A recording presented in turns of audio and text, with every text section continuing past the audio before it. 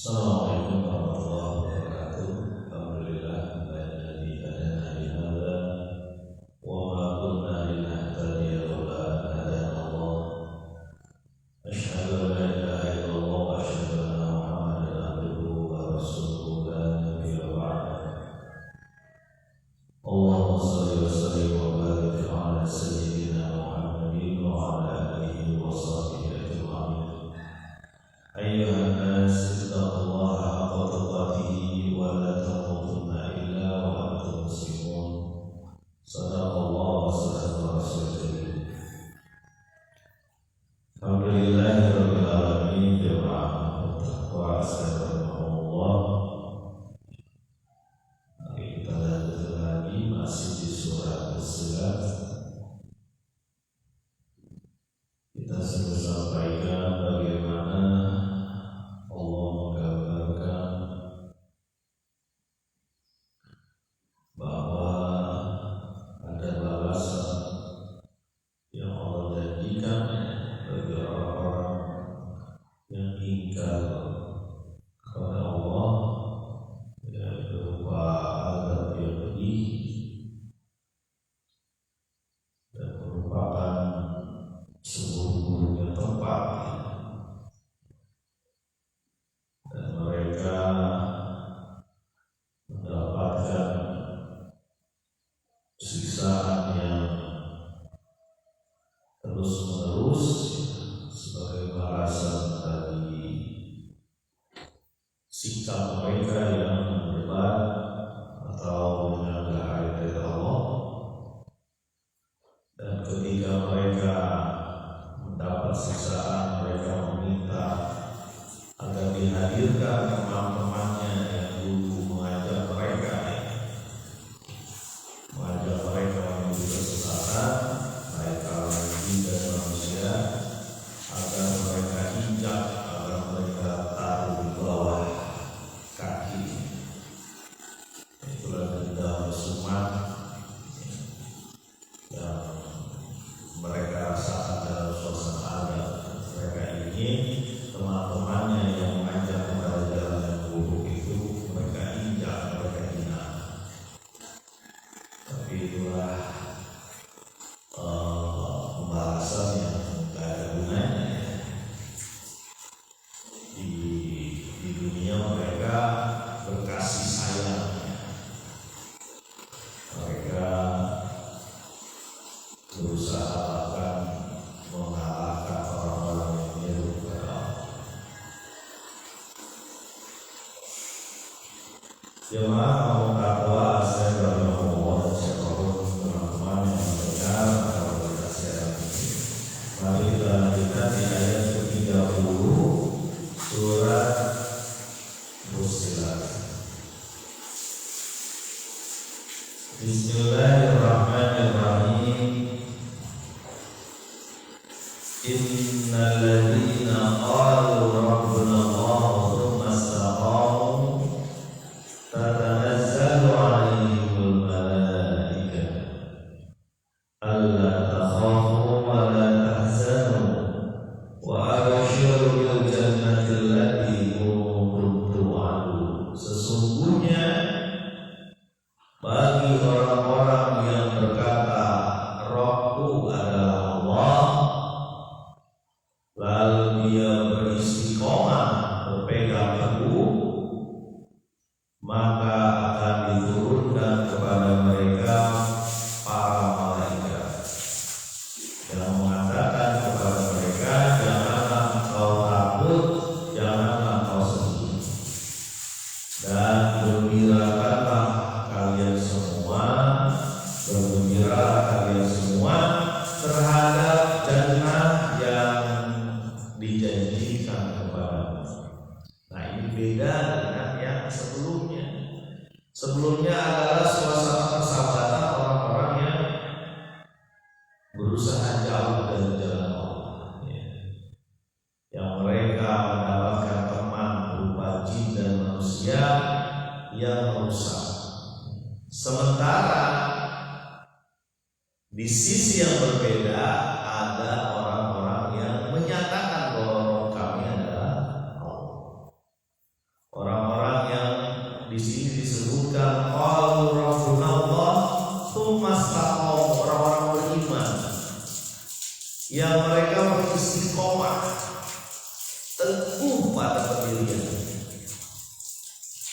Beda dengan yang sebelumnya. Orang-orang yang istiqomah dalam apa? Istiqomah dalam menyembah Allah, istiqomah dalam sabar, sabar ketika melakukan ma'ruf, melakukan kebaikan, begitu sabar dalam meninggalkan kemaksiatan, meninggalkan keburukan. Dan itu butuh konsekuensi, butuh pengorbanan. Pengorbanan yang kadang-kala bukan cuma pengorbanan harta, juga pengorbanan jiwa. Inna Allaha ashtara minal mu'minina anfusahum wa amwalahum bi anna lahumul jannah. Sesungguhnya Allah telah membeli orang yang beriman jiwa, harta mereka, diri, jiwa dan harta mereka dibeli oleh Allah Subhanahu wa taala dan ditukar dengan jannah. Kenapa? Karena manusia dalam istiqomah, Nabi menyatakan, ya memang satu hal yang sulit. Seorang sahabat menyatakan, meminta kepada Nabi, ya Rasulullah ausini, wahai Rasulullah wasiatkanlah aku. Kata Nabi, amantu billah tsumma istaqim. Engkau beriman kepada Allah Subhanahu wa taala lalu beristiqomah. Nah, ini memang berat kan namanya istiqomah. Kata Nabi, Allah mencintai amalan yang terus-menerus walaupun sedikit, walaupun kecil, walaupun sedikit tapi terus menerus, istimrar. Nah, orang-orang ini adalah orang-orang yang mendapat cobaan juga sama, baik cobaan hidup, termasuk cobaan menyeru kepada Allah. Kan dua saja itu cobaan. Pertama cobaan hidup yang hampir semua orang mendapatkan. Misalnya Allah menyatakan walanabluwannakum minal khauf, dan kami akan uji kamu semua terhadap ketakutan. Ketakutan apa? Kelaparan, kekurangan makanan, kekurangan jiwa, kekurangan sarana hidup. Diuji, dan semua manusia juga ada ujian. Tapi ada ujian kedua yang ini levelnya berbeda. Ini level orang yang beriman. Dia diuji untuk menyeru kepada Allah. Dia diuji untuk menyebarkan kebaikan. Kullu ma'rufin shadaqah, setiap kebaikan adalah sedekah. Dia diuji. Kadang-kala sebagian dari kita untuk ujian hidup saya tidak kuat. Walaupun memang Nabi pernah menyatakan, aku tidak takut terhadap ujian kekurangan harta pada umatku, yang aku takut kelebihan harta. Dan dia tidak kuat. Tapi kalau di Indonesia bukan cuma kelebihan harta, kekurangan harta itu ujian. Gara-gara melihat kemewahan ataupun barang-barang tetangga, ngomong sama suaminya belum punya kemampuan, akhirnya cekcok. Udah cekcok, yang korban siapa? Juga anaknya. Nggak cuma anaknya yang salah, mertuanya termasuk orang tua. Kalau cuma ikatan pernikahan misalnya hanya diikat untuk hubungan harta, ngapain nikah? Kalau ikatan pernikahan hanya untuk hubungan harta, ngapain nikah? Pernikahan itu kan mithaqan ghalidha, sesuatu yang besar. Bahkan ayatnya itu diapit antara dua kemaharusan manusia. Kita baru dapat ujian hidup. Biasanya kan begitu ya, gara-gara masalahnya begini. Kadang-kadang setiap pasangan itu kurang mengawasi atau kurang ngecek apa yang dia lihat, dia dengar setiap hari. Ada yang melihat dan mendengar televisi yang isinya misalnya ya acara-acara yang gak benar, atau bentuknya film lah, sinetron lah, atau macam-macam ya, yang isinya pertarungan antara orang yang kaya dengan orang yang miskin. Biasanya begitu kan. Ditampilkan bagaimana kehidupan kemewahan dunia. Biasanya orang-orang yang begitu ditampilkan sebagai tokoh antagonis ya, tokoh yang buruk gitu. Cuma masalahnya akhirnya kemewahan terus ditampilkan. Ya, nggak punya kendaraan jenis ini kesel, nggak punya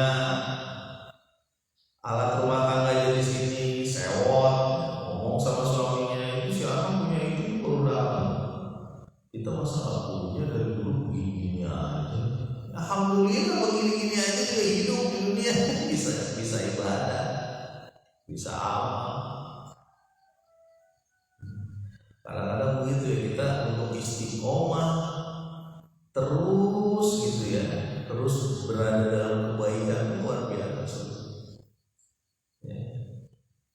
Akhirnya keluarganya pecah. Udah keluarganya pecah, anaknya lontang-lantung sana sini, pendidikannya gak diperhatikan, ya, saling lempar tanggung jawab. Pak kok bisa ngomong begitu? Anak saya banyak, saya tahu. Murid saya banyak, saya tahu.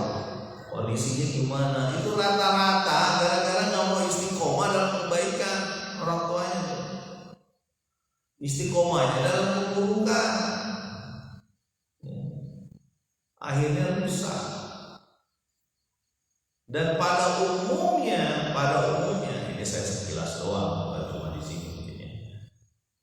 Itu masalah itu terjadi karena nggak tahan dengan beban hidup ya.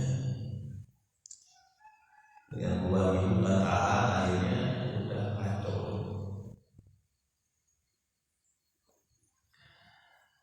Ini hubungan dengan istiqomah ya, baru di tahap 1, tahap ujian kehidupan diri sendiri. Belum tahap kedua, tahap yang dialami oleh orang-orang mukmin, orang-orang yang menyeru kepada Allah, orang-orang yang serius dalam berbuat kebaikan dan mengajak orang berbuat kebaikan. Itu level kedua.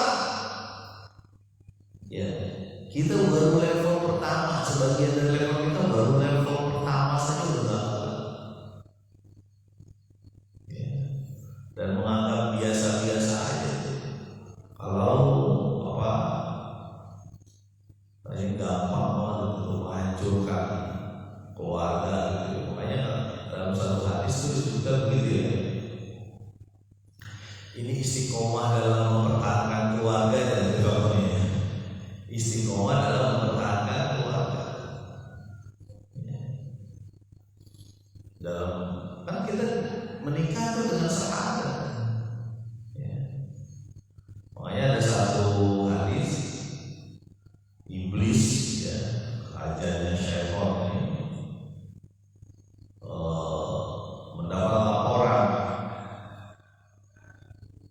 bagaimana hasil kerja mereka untuk menyesatkan manusia. Ya, ada yang melaporkan, wahai Tuhan, aku berhasil membuat orang mencuri. Sehingga dia menjadi pencuri burung, kira-kira begitu ya. Raja iblis ini ya, raja setan ini mengangguk-angguk, oh iya.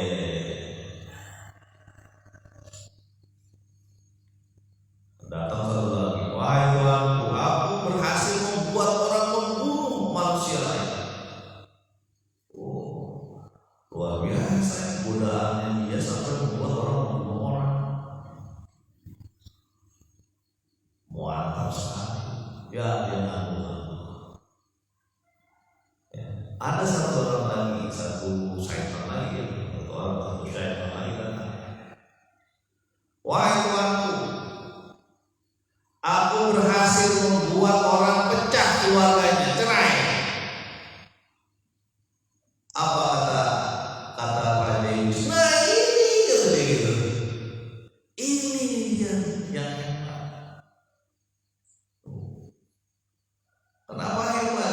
karena sebenarnya kalau pisah itu kan sebenarnya secara hakikat membunuh banyak orang, ya kira-kira begitu ya. Dirinya dibunuh karena hilang dari sisi hatinya, anaknya begitu juga, mertuanya, orang tuanya, sebenarnya menyakiti banyak orang, membuat orang tidak percaya dengan lembaga perkawinan. Akhirnya udah jadi lembaga perzinahan aja dia. Ya, makanya saya sering bilang sama anak, awas hati-hati. Anda, kamu tuh nyanyi apa, coba lihat. Ini Pak, nyanyinya tentang lagu apa, lagunya ini tentang apa, tentang perselingkuhan. Istighfar, nggak usah dihafalin nyanyi kayak gitu. Nanti kebiasa, masuk ke kepala jadi kebiasa. Oh biasa tuh di lagu juga sering, itu biasa tuh di televisi juga sering, jadinya kebiasa. Makanya sering saya ingatkan anak, coba apa yang kamu laguin itu, dendangan itu apa tuh? Isinya begitu. Makanya penting bagi kita untuk mengecek apa yang kita dengar, kita lihat, kita lakukan. Jangan-jangan itu nanti membuat otak kita, kepala kita ini jadi terbiasa dengan perlakuan kayak gitu. Ya. Kalau zaman Nabi SAW yang selingkuh berzina, zina musa, zina musa itu zina bagi orang yang sudah pernah merasakan perkawinan tapi berzina, itu dirajam, dibunuh. Itu balasannya pas, ya, karena merusak segalanya. Makanya salah satu masyarakat yang diberkahi oleh Allah, dia diantaranya menjauhi zina. Ya, wala taqrabuz zina, janganlah kau dekati zina. Apa contohnya? Semakin banyak yang tertutup pakaiannya, berarti menjauhi zina. Itu tuh kadang-kadang saya juga ngingetin tuh siapa-siapa. Ya, karena dari pakaian itu membuat orang nggak bener kan. Ya. Jangan dibiarkan tuh anak gadis tuh pakai pakaian celana pendek, jangan dibiarkan keluar gitu. Ya, minimal pakaian sopan, celana panjang atau rok. Lebih bagus lagi kalau pakai jilbab, jadi tertutup. Kembali lagi ke ayat ini, karena hubungannya dengan sumastaqamu. Ya, ada orang-orang yang menyeru, ya, orang-orang yang mengatakan bahwa Rohku adalah Allah, lalu mereka beristiqomah. Allah kasih apa? Ya. Allah kasih apa? Tatanazzalu alaihimul malaikah, akan Allah kirimkan malaikat sebagai temannya. Beda dengan sebelumnya dikirimkan manusia dan jin yang jahat karena hatinya udah rusak. Kalau yang ini dia beristiqomah, dia diberikan malaikat. Apa malaikat itu perannya? Salah satunya adalah membuat hati jadi tenang. Ya. Allah takhafu wa la tahzanu. Janganlah kau takut, janganlah kau bersedih. Takut apa? Takut masalah rezeki, ya. Takut masalah kehidupan. Jangan takut. Kalau engkau istiqomah di jalan Allah, kalau engkau tetap teguh di jalan Allah, menyeru kepada Allah, ya, tidak ada yang perlu ditakutkan. Takut hanya kepada Allah. Wala tahzanu, janganlah kau sedih. Tidak ada yang perlu disedihkan. Kalau misalnya, ya, seluruh manusia berkumpul untuk membuat engkau sengsara, membuat engkau rusak, membuat engkau sedih, tak akan bisa terjadi kalau tidak Allah takdirkan. Begitupun ketika semua orang berkumpul membuat orang senang, membuat kamu senang, memberikan sesuatu kepada kamu, nggak bakal bisa terjadi kalau tidak Allah takdirkan. sudah diangkat lah kira-kira begitu, sudah jelas. La yusibana illa ma kataballahu lana. Tidak ada yang menimpa kami kecuali sudah Allah tuliskan. Udah. Jangan nyesel gitu kan. Kenapa saya dulu begitu? Kenapa saya dulu kenapa? Ya udah, yang takdir udah selesai. Sekarang kita lanjutkan. Jadi kembali lagi, orang yang teguh istiqomah di jalan Allah Subhanahu wa taala, istiqomah dalam sabar, wa taat, mengangkat kaki kita menuju masjid, menuju mushola, menuju majelis taklim, mendekati orang-orang yang berusaha berjuang di jalan Allah sehingga kebaikan terus tumbuh, termasuk pada kita, pada keluarga kita, terus tumbuh, terus. Ya, juga istiqomah dalam meninggalkan maksiat, ya sama aja dengan sabar, beda-beda tipis kayak itu menurut pandangan saya. Menurut pandangan saya, antara sabar dan istiqomah itu dua-duanya kebaikan. Karena meninggalkan maksiat juga perlu istiqomah. Nanti balik-balik ditarik terus gitu. Alladzi yuwaswisu fi sudurin nas. Ada yang selalu membisiki. Ya, sementara kalau ini bisikan baik nih, ya. Bisikan yang menyenangkan kita, ala takut, ala tahzan, enggak usah takut, enggak usah sedih. Ya. Karena kau berjalan di jalan Allah. Ya. Makanya itulah yang dilakukan Nabi Muhammad SAW ketika diminta, ketika ditimpukin di Taif. Ya. Malaikat menawarkan untuk menghancurkan Taif, tapi kata Nabi, gak usah, mudah-mudahan aja anak cucunya bisa memeluk Islam, bisa mendapatkan hidayah dari Allah. Wa abshiru bil jannati allati kuntum tu'adun, dan gembirakanlah, ya kalian semua bergembiralah kalian semua terhadap jannah yang dijanjikan Allah, terhadap surga yang Allah janjikan. Ya, karena namanya kebahagiaan sejati, kebahagiaan akhirat.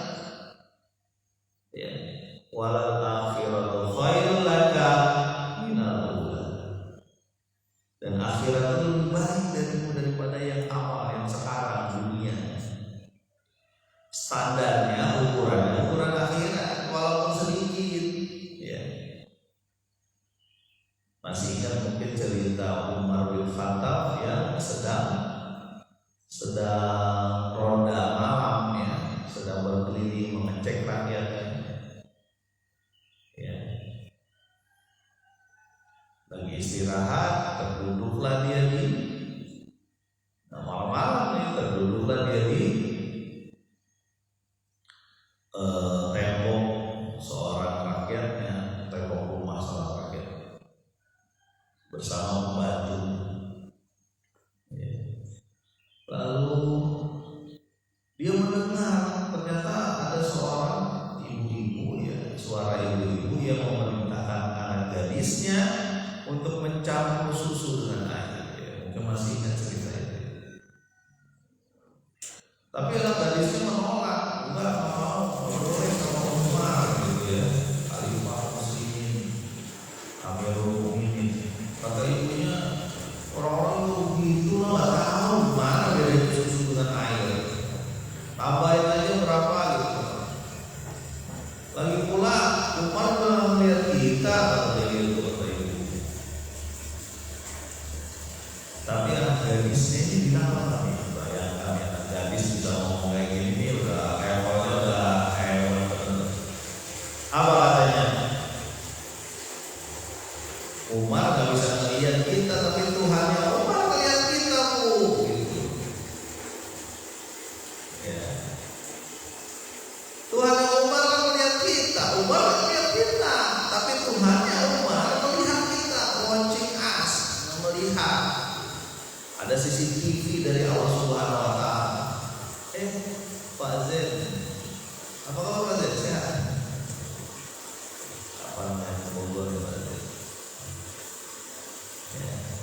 Kembali lagi bahwa ada yang mengawasi kita. Jadi ketika nggak ada Khalifah Umar, ada Allah Tuhan yang Khalifah Umar. Nah, Umar itu lagi di sebelah, kira-kira sudah tembok ini beneran lagi istirahat dia, karena dia itulah salah satu hebatnya pemimpin Muslim. Dia berusaha untuk, bahkan ada yang menyatakan Umar itu nggak tidur malamnya itu. Dia sholat, kemudian dia keliling, ngecek keadaan kondisi rakyatnya ya dicek. Nah, kemudian Umar pulang ketika mendengarkan dialog ini, berarti ada orang yang jujur takut sama Allah nih, ada gadis yang jujur dan takut sama Allah di rumah itu. Dia pulang, dia ngomong sama anaknya, coba kita selidiki siapa sih yang berapa hari setelah itu dia datang, kemudian disambut oleh ibunya dengan kaget, ada apa gitu kira-kira presiden datang mana anak kamu? Dia sudah bawa, ternyata Umar bawa anaknya. Mana anak kamu? Kemudian dia hadirkan perempuan itu dari situ ya. Dihadirkan, kemudian Umar bilang, waktu itu saya tertutup di tembok rumah kamu, rumah ibu, dan ibu mengatakan ini tentang masalah susu gitu.